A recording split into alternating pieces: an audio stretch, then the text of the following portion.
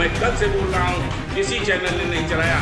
समय क्यों नहीं आया जब देश इन आपात स्थितियों से गुजर रहा था? हमारे सर्कस के नट जो आते हैं यहाँ पर, लाल का नाम हो सकता है, तो इसका रामदेव का हो गया, कौन सी बड़ी बात है? अरे नटवर लाल छोड़ो भाई साहब, बयान सुनोगे तो कलेजा हलक तक को आ जाएगा। हैरान हो जाओगे कि बाबा रामदेव की लुंगी छोड़ करके रंजीत बाबू श्रीवास्तव ने सब कुछ उतार के रख दिया। ऐसी फजीयत के पूछो ना। बता रहे थे कि जब देश को जरूरत थी ऑक्सीजन की तो रामदेव कहाँ आसन लगा कर सो रहे थे। अब दुनिया भर की तरकीबें बता रहे हैं। सुनो भैया सुनो, वाकई में हैरान हो जाओगे। बाराबंकी का शेर ऐसा बोला है। निरोधी है, उन्होंने चैलेंज कर दिया एलोपैथी को। देखिए, इनकी जो कोरोना में एक दवा कोरोलिन है, तो एक नाक में डालने की दवा है जी, इसका मैंने स्वयं इस्तेमाल किया। क्या असर रहा? 3 दिन के बाद, असर तो मैं नहीं जानता हूँ, मैं तो एलोपैथी से ही ठीक हुआ हूँ, लेकिन 3 दिन के बाद हमारे लूज मोशन हुए थे। खैर, डॉक्टरों ने दस्त की दवा दी, ठीक हो गया, कोरोना भी ठीक हो गया। मेरे लड़के को हुआ जी, उसको भी मैंने कोरोलिन दी जी, उसका भी यही हुआ। छोटी बहू को हुआ, उसके भी 3 दिन के बाद दस्त आए।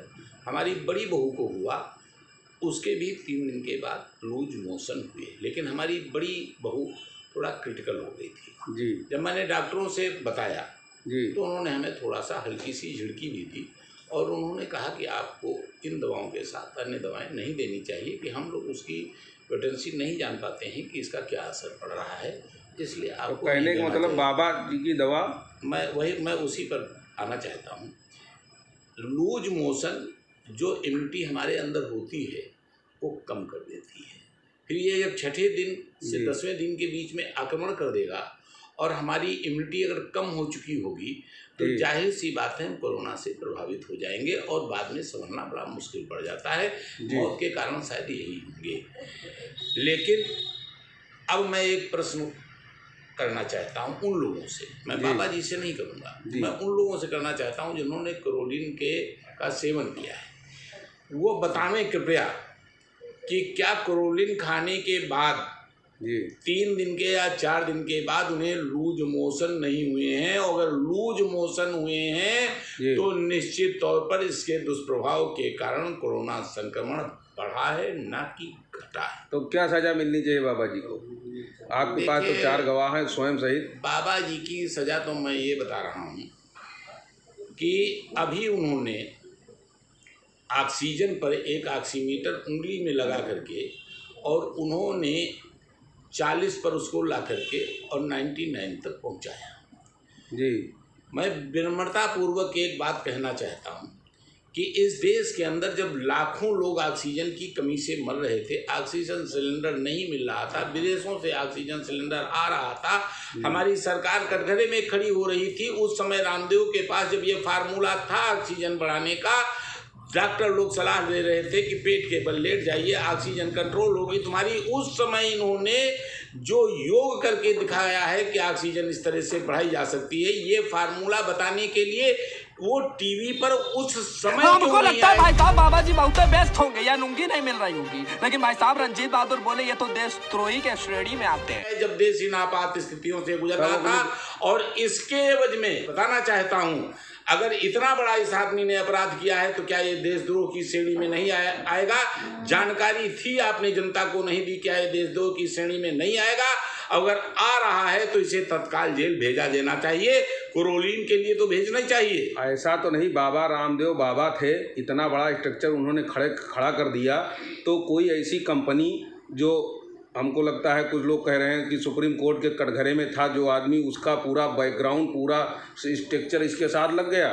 दुनिया जानती है इसके योग पता नहीं कहाँ पर छुपा हुआ था। योग के विषय में तो मैं बताना चाहूँगा, तब मैं बताऊँगा आपको योग है क्या। पहले के ज़माने में प्राणायाम के आधार पर कुंडलनी जागृत करने का उल्लेख आता है और जिसकी कुंडलनी जागृत हो जाती थी वो हवा आसमान तक में उड़ने की क्षमता रखता था, उड़ते थे। बिल्कुल कह चलिए पुराने ज़माने की बात आपने देखी नहीं, हमने देखी नहीं, न विश्वास करिए नहीं करिए। देवराहा बाबा को तो हम लोगों ने अपनी आंखों से देखा है, जिनको योग बल पर जल सिद्धि थी। बिल्कुल जल में प्रवेश करते थे और जहां चाहते थे वहां निकल जाते थे। आप बहुत दूर न जाइए, अपने बाराबंकी में चले आइए। बाराबंकी में जगजीवन साहब दीवार चला दिए थे बैठ करके। जी जी जी। किसी शेर पर बैठ करके कोई मुस्लिम फकीर आ रहा था। और जाइए, छोड़ दीजिए, मैं हरदोई डिस्ट्रिक्ट का एक वो गांव बताता हूं जो अटरिया से 4 किलोमीटर दूर और अतरौली से 4 किलोमीटर की दूरी पर कटका गांव है, जहां पर चक्करदीन बाबा थे। चक्करदीन बाबा को अग्नि सिद्धि और वायु सिद्धि थी। मेला आज भी लगता है ब्रह्मदेव का। वो अग्निकुंड जला करके वस्त्र उनको भक्त देते थे, स्नान वहीं करते थे, कोई लेप लगा के नहीं जाते थे। और उस अग्निकुंड में कूद करके 5 मिनट का नृत्य करते थे। और नृत्य करने के बाद खुद ही नहीं सुरक्षित निकलते थे, वस्त्र भी सुरक्षित निकलता था। इंदिरा गांधी को उन्होंने नारियल दिया है, बगैर फसल के उन्होंने आम दिए हैं। ये हैं योगी, ये योग सिद्ध किए हैं। बाबा रामदेव इसमें से कोई एक काम करके दिखा दें। ये तो हमारे सर्कस के नट जो आते हैं यहाँ पर, अभी सर्कस लगा, इनसे अच्छा योग तो हमारे यहाँ सर्कस के ये आदमी कर रहे हैं। इस समय भूखों मर रहे हैं आप। भूखों क्या, ये देसी ही ठगों का है। हमारे यहाँ जब नटवरलाल का नाम हो सकता है तो इसका रामदेव का हो गया तो कौन सी बड़ी बात है। और नाम ही से नाम है। मुख्तार अंसारी नाम के बल पर कितना बड़ा माफिया है। मुख्तार अंसारी नाम के दम पर ही पैसा पैदा कर रहा है और इसका नाम सहारा ने करा दिया। इसको सहारा ने प्रोडक्ट किया ही, ये कहीं नहीं था। और सहारा कंपनी खुद एडवर्टीजमेंट के जरिए बढ़ करके आई है। एक प्रोजेक्ट फेल हुआ, एक स्कीम फेल हुई, दूसरी तीसरी चौथी, और पूरे देश को ठग लिया। उसी तरह से इसका एक प्रोडक्ट कोई अगर मार्केट के अंदर पूरे समय स्टैंड किया हो तो आप हमको बता दीजिए। डेली इसका प्रोडक्ट बदल जाता है, डेली प्रोडक्ट बदल जाता है। हर जांच इसकी फेल हो रही है, चाहे जो नमूना लगा लीजिए। लेकिन कहा तो जा रहा कि कांग्रेस इनको उठने नहीं दे रही थी, बीजेपी जब आई तब ये केवल मैं आपको बता दें, मैं इंटरव्यू दे रहा हूँ, आप साहस कर रहे हैं चलाने के लिए।